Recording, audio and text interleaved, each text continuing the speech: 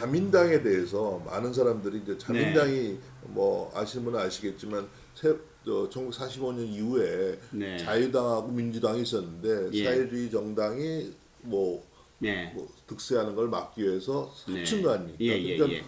우리가 보기에는 뭐 젊은 사람들이 보기에는 이 자민당이 뭐 장기 독재 집권하는 거 아니냐 네. 이런 얘기를 하는데 그거에 대해서 좀 설명을 좀 해주시죠. 네. 네. 그러니까 자민당이요. 그 1955년에 이 창당이 됐습니다. 합당이 됐습니다. 합당이 자유당과 됐죠. 민주당? 민주당이 합당을 해서 네, 자유민주당 이렇게 네, 네, 네. 됐죠. 그래서 1955년에서 1955년서부터 네.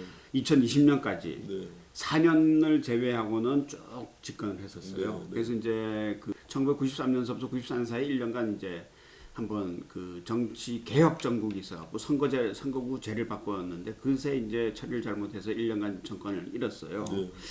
그래서 그 이후 2009년서부터 2012년 네. 민주당한테 이제 정권을 잃었고요.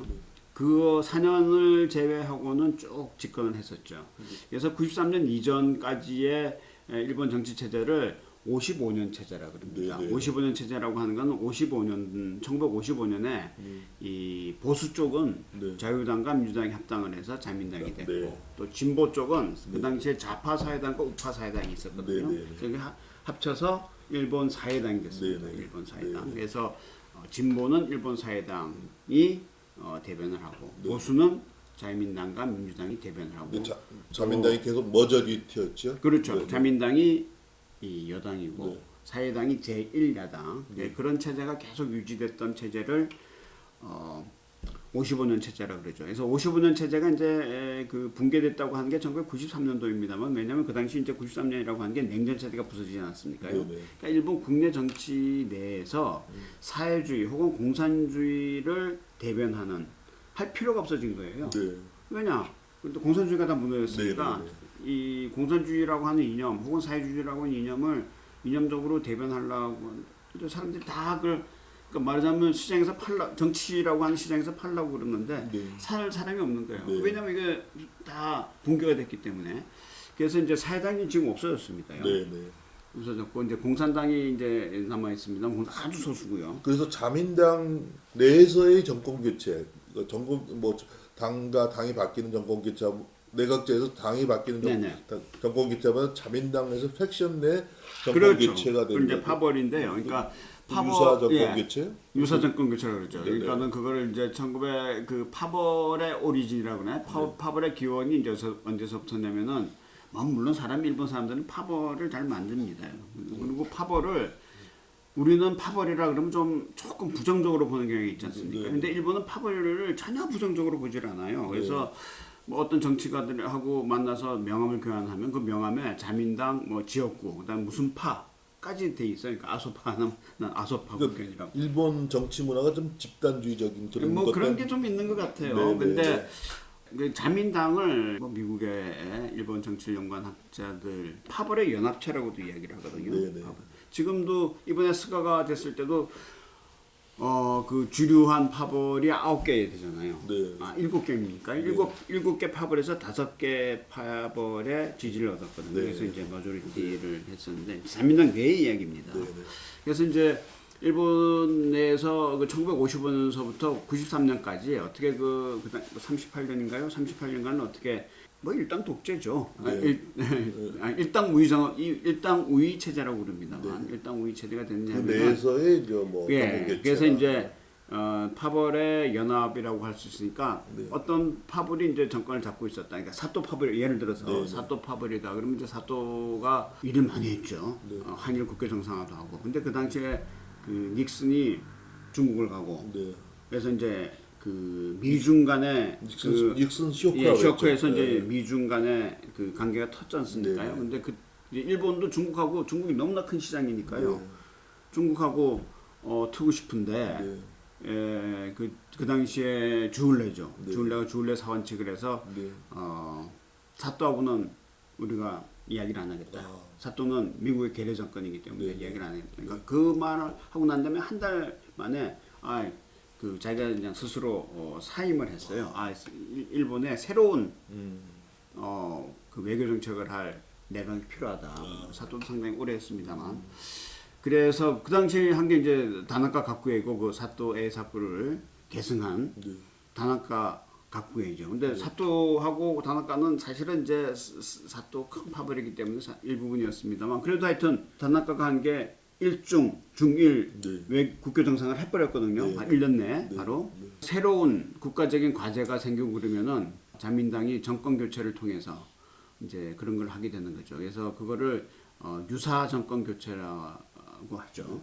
이 다나카 얘기가 나와서 그런데 아까 우리가 이제 스가 총리가 이제 아까 뭐 흑수저 그런 얘기했는데 다나카도 좀 그런 다나카 독수죠. 다나카 그런 독수 뭐 그러니까 말하자면 일본 방금 수상 중에 드물게 그렇죠? 방금 제가 말씀드린 대로 세습 정치가가 아니고 네. 다나카가요. 네. 다나카 가쿠에 또 관료 출신도 아닙니다. 네. 그러니까 그 당시는 쭉 관료 출신 뭐 미야자와 네. 이런 사람 다 관료 출신이거든요. 근데 오히라, 네. 뭐 후쿠다 이런 사람 다 관료 출신인데 불명예스럽게 좀 끝났죠. 물론이죠. 다나카는 뭐 다나카 하면 바로 나오는 게 금권 정치예요. 네, 네, 금권 네. 정치. 이 사람은 일본의 어떤 그 정치 평론가가 다 공개된 장소에서 인터뷰 대담을 했는데 왜 당신 이렇게 돈을 많이 쓰냐. 그랬더니 그냥 그 사람이 야 내가 동경대학을 나왔냐. 네. 내가 아버지가 정치가냐. 그 얘기니까 내가 박연차가 관료냐.